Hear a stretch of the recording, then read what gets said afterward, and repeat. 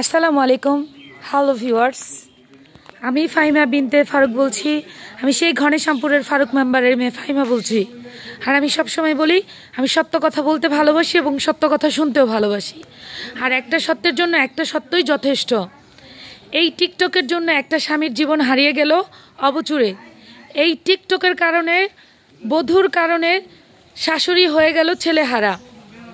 এই ওর হচ্ছে ঠাকুমা, যেই ছেলে মারা গিয়েছে ওর হচ্ছে ঠাকুমা, আর ঠাকুমাই হচ্ছে পথ দেখিয়ে আমাদের নিয়ে যাচ্ছে। ওদের বাড়ির প্রতিটা মানুষের ঘটনা হয়তো বা কিছুদিন আগে হয়েছে, তারপর একটা মানুষের চোখের পানি এখন তরি শুকায়নি। ও হচ্ছে আমাদের নলিতা কাকা, আমাদের পরিষদের যিনি চকিদার ছিল, তার নাতি হচ্ছে কাকি। আপনার নাতির নাম কি ছিল? সুমিত দাস। এই সুমিত দাসের ঠাকুমা হচ্ছে আমার ক্যামেরার সামনে দাঁড়িয়ে গিয়েছে। এই সুমিত দাস ছিল বাড়ির একমাত্র প্রদীপ। এক চাচার ঘরে 4টি মেয়ে, ওর বাবার ঘরে হচ্ছে সুমিত দাস আর সুমিত দাসের বোন। বাবা থাকে বিদেশে, ছেলে আবদার করেছে, ছেলের বায়না, ছেলে ভালোবেসেছে, আর ভালোবেসে ওই কাল নাগিনীকে বিয়ে করেছে। ভাবতে পারেনি সেই নাগিনীর ছুবলে চলে যাবে ওর জীবন। ওর জীবন চলে গিয়েছে অবচুরে হারিয়ে। কারো চোখের পানি এখন তরি। আমি ওদের বাসায় গিয়েছিলাম। ওর মা তো যে যে ধর্মে তার তার ধর্ম ঊর্ধ্বে। ওর মার প্রতিনিয়ত পূজা করে যাচ্ছে যে কোন পূজা আমার ছেলের দেহ শেষটা শান্তি হবে, কোন পূজা দিলে আমার ছেলে স্বর্গবাসী হবে। তার এই প্রার্থনা করতে করতে মা এদিক থেকে ওদিকে, এই মন্দির থেকে ওই মন্দিরে, এই পূজা থেকে ওই পূজা, প্রত্যেকটা পূজা করে যাচ্ছে মা, যে আমার ছেলের দেহটা কিভাবে প্রবেশ করবে। আর এই তো ভালো কিছুর জন্য, স্বর্গবাসের জন্য মা কত কিছুই না করে যাচ্ছে। এইদিকে ঠাকুমার চোখের পানি অঝরে পড়ছে। আপনার কি একটাই নাতি? কত বছর আপনার নাতির? একটু জোরতে বলেন কাকি। 18 বছর। 18 বছর হয়েছে নাতির। নাতি শখ করেছে বিয়ে করব ওই নাগিনীকে। সেই নাগি বিয়ের কত মাস হয়েছে? 4 মাস। 4 মাস হয়েছে মেয়েটার বিয়ে হয়েছে, কিন্তু সেই মেয়েটাই ছবল দিয়েছে ওকে। দেখতে পাচ্ছেন? ও হচ্ছে, ওর একটাই নিষেধ ছিল, তুমি টিকটক করবে না। আর ওই মেয়ের কথা ছিল আমি করব টিকটক। আপনার নাতির সাথে গ্যাঞ্জামের প্রধানত কারণটা কি?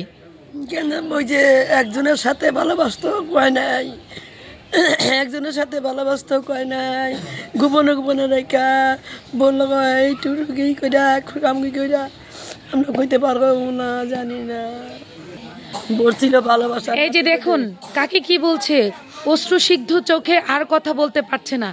কাকির নাতি হচ্ছে, নাতির বউ হচ্ছে সেই টিকটকের মেয়েটা। ওর ছিল ভালোবাসা অন্য জায়গায়, পরকিয়া ছিল। আর এই পরকিয়ার জন্য কিছুদিন আগে চলে গেল সেই কাউসারের জীবন। আর এই পরকিয়ার জন্য এখন চলে গেল স্বামীর জীবন। কতদিন আগে গেল প্রেমিকের জীবন, এখন গেল সেই স্বামীর জীবন। সুমিত কি বংশ আপনারা? সুমিত মণি চলে গিয়েছে। কিন্তু দেখুন দাদুর কান্না, দাদু তো কান্না থামছেই না, দাদু অঝরে কান্না করে যাচ্ছে। কাকি, আপনার ছেলে কোন দেশে থাকে? দুবাই থাকে। দেখতে পাচ্ছেন, আমি বলেছি যে হয়তো বা ক্ষতটা শুকিয়ে যায়, কিন্তু এই সুমিত মণিদের বাসার ক্ষত এখনো শুকায়নি। এখনো মনে হচ্ছে থকথকা গাও, এখনো মনে হচ্ছে যে এই বুঝি। এই যে দেখেন,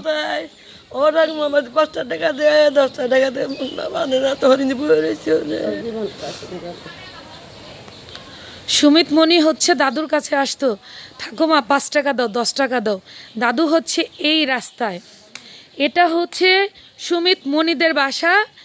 এটাই হচ্ছে এই দিক দিয়ে আসতো, আর এই দিকে অবচুরে শুধু দাদুকে ডাকতো, ঠাকুমাকে, ঠাকুমা আমাকে 10 টাকা দাও, 5 টাকা দাও। এইটার মধ্যেই হচ্ছে সুমিত মণির খুশি ছিল। এই যে দেখুন, সুমিত মণির হচ্ছে বাবা হচ্ছে বাইরে থাকে। এই যে হচ্ছে আরেক চাচার থেকে আমি কিছু কথা নিচ্ছি। কাকা, আপনার ভাতিজা সুমিত মণি? হ্যাঁ। ওর ব্যবহার আচার কেমন ছিল? ওর ব্যবহার আচার ভালো আসলো। আর দুঃখ আসলে একটাই, মেয়েটার। আমি পাকের কামে যেতাম, যে অবশ্যই কাম করি, অবশ্যই কামের মধ্যে আমি পাক করে যাই আনতাম, খাবার যাই আনতাম। ভগবানের কাছে কইছি, ভগবান আমার 4 মেয়ে, আমার বড় ভাইয়ের 1 মেয়ে, তুই 1 মেয়ে এসো, আমার 6টা মেয়ে, একটা পোলা, সুখ শান্তিতে আছে ভগবান, আর কিছু লাগবো না। কিন্তু আমরা জানতাম না যে ওর বাপ মা এসা এলো লয়ে যে বলে যে এই কামটা এলো না ডাকতে দিয়ে বলবো যে তোর ভাত খামো না, এই শাখা শোকা ভাঙ্গিয়া বিধবা শ্বাস ধইরা এই কাম কইরা তারপর আমার বাইশটা জীবনটা হারাইছে। ওই মেয়ের নাম কি? মেয়ের নাম নদীরানী। এই নদী রানীকে হচ্ছে চাচা এতটাই ভালোবাসতো, ছেলের চাচা, কারণ ছেলের তো 4টা মেয়ে। এই 4টা লক্ষ্মীকে সাথে আরেকটা লক্ষ্মী ভাবতো যে হয়তোবা আমাদের ঠাকুর আমাদের আশীর্বাদ হিসেবে এই নদীকে দিয়েছে। এই নদীকে হচ্ছে প্রচুর ভালোবাসতো। কাকা বলে গেল এখানে আমি বাবুর্চির কাজ করতাম, সেইখান থেকে আমি খাবার এনে বলতাম তুই আগে খেয়ে নে। কিন্তু এই মেয়ে কি করেছে, বাবার বাড়িতে যে পরকীয়া জড়িয়ে অন্য ছেলের প্রতি আসক্ত হয়ে এই ছেলেকে শাখা পলা ভেঙে ছবি পোস্ট করে দিয়েছে। দেখো তোমার ছবি। আর স্বামীর বাধা ছিল তুমি টিকটক করবে না, পরকীয়া জড়াবে না। পরে আমরা জানতে পারি যে ওই মেয়ে ভালোবাসতো রোদপুর এক ছেলের সাথে। রোদপুরের ছেলে হইলো ফোন করতো, ফোন করে রাত্রে কথা বলতো, 22 বলে মারতো, মানে পরে শুনি এটা আর কি 22 বউ মারতো ভাতিজাকে। হ্যাঁ। পরে তারপরে এই যে আপনার ভাতিজা কখন এই ঘটনা ঘটাইলো? এটা বেলা 10টা 9টার দিক দিয়ে এই গেমটা হচ্ছে। বেলা 9টা 10টার দিকে আপনারা খেয়াল করলেন কতক্ষণ পরে? গাই ধোয়াইছি, ধান সিদ্ধ করছি, ধান শুকিয়ে দিয়ে আমি বুঝি মাখি দিয়ে লাগছে খাই গিয়া বাবা এসে বাবা এই অবস্থা। আচ্ছা আমি কাকার বক্তব্য, আপনারা এটা কি চান, সুষ্ঠু বিচার চান না? আমরা সুস্থ বিচার চাই। আমি কাকার একটু বক্তব্য নিচ্ছি। কাকা তুমি তো আমাদের পরিচিত, একদম পরিচিত আমার একটা চাচা, যেটা হয়তো বা আমার এই তথ্যটা নিতে হয়তো বা কিছুটা সময় লেট হয়ে গিয়েছে। এই যে হচ্ছে কাকা, কাকার কাছে শুনেন। কাকা আপনি যখন ধান সিদ্ধ করলেন বাসা আসলেন গাই দোয়ানোর জন্য, কি দেখলেন আয়সা? আমি যে সময় গাই ধোয়ালাম, গাই ধুয়ে দুধ বেঁচে এলাম, দুধ বেচার পরে আমি বাচ্চা এলাম, বাচ্চা খিদা লাগছে। আমি কই ভোরে করলাম যে বউ আমার খিদা লাগছে, কয় সুমিতকে ডাক দেন, কয় ডাব খুলবো না। হ্যাঁ তারপরে আমি সুমিত করে ডাক দিলাম যে এই যে উত্তর নানা হাতে জানলার মধ্যে ঘুষিয়ে দেখি যে সুমিত ফাঁসি দিয়ে রয়েছে। তারপরে শেষ পর্যন্ত আমি নাতি বাবা ডাক দিলাম, তোরা শিগগির আরে যে আমার নাতিকে ফাঁসি দিছে। হ্যাঁ তারপরে শেষ পর্যন্ত ওরা কবার ভাইয়া দেখা যায়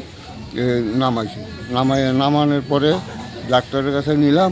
ডাক্তারে কয় কি কই রুগীটা আমি দেখতে পারব না, দেখতে পারব না, তো তুমি ইয়ে লয়ে যাও গা, বিটফুল লয়ে যাও গা। হাতে নিয়ে গেলাম নিমতলা কয় কি কয় যে আমরা পারব না, মিটফুল নিয়ে যাও গা। তখন কি আপনার নাতির রুহ ছিল? না ছিল না, কিন্তু পাগল মন তো মানে নাই। দাদা চাচা তারপরে হচ্ছে জেঠি, তার ঠাকুমা, মা, সবাই দৌড়াদৌড়ি। এই তো হয়তোবা আমার সুমিত মনির জীবনটা আছে। এই তো হয়তোবা সুমিত মনি উঠে ডাকবে দাদু ভাই দাদু ভাই দাদু ভাই, ডাকবে হয়তোবা ঠাকুমা ঠাকুমা ঠাকুমা। আর হচ্ছে শুধু কান্নাকাটি ছিল মায়ের কাছে, আত্মনা ছিল। ভাই আমার বিয়ে দিয়েছে, আমি এই ভিতর মানে না পাশানে করছি, এখন ধরিও পারি না তারা। ওরে আমার সুমিত্রে, আমি তো পাশে দিতে পারি না ভাই।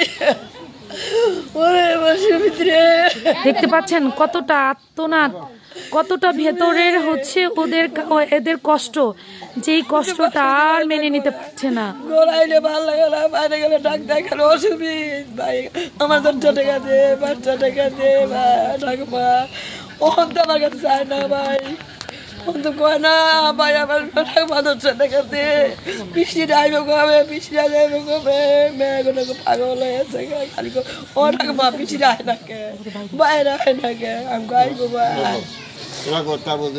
এই যে কাকার কাছে আরেকটু শুনে নেন কথা।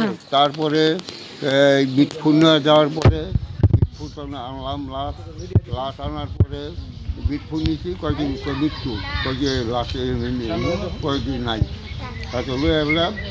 কাকা এখানে ভরা আশা নিয়ে এখান থেকে শেখারনগর থেকে দৌড়িয়ে গেল নিমতলা থেকে দৌড়িয়ে গেল সুমিত মনির জীবনটা আছে। কিন্তু দেখুন কোন বাঘ এবং কোন ডাকাত কোন আজরাইল আসলো যে নিয়ে গেল জীবনটা, সেই জীবনটাকে শেষ করে যখন মিটফুটে পাড়া দিল, মিটফুটে ইমার্জেন্সিতে নিল, তখন বলল আপনার নাতি তো আর বেঁচে নাই। তখন আমার মনে হয়েছে এই নলিতা কাকার পরিবারের প্রত্যেকটা মানুষের জীবনটা মনে হয় অরুহর সাথে উড়ে গিয়েছে, হয়তো বা জানটা কবজ হয়নি, কিন্তু তাদের ভেতরে মনে হয় আর দেহ ছিল না, দেহটা উড়ে গিয়েছিল যে সুমিত মণি কখন উঠে ডাকবে যে আমি বেঁচে আছি। তখনও যখন ঢাকা যায় তখনও আশায় ছিল হয়তো বা নিঃশ্বাসটা চলে আসবে, হয়তো বা আমার ভাই উঠে যাবে, কিন্তু সর্বশেষ শুনলো সুমিত মণি মরেই গিয়েছে। আর তখন দাদা মিটফুট থেকে কি করলেন কাকা বলেন?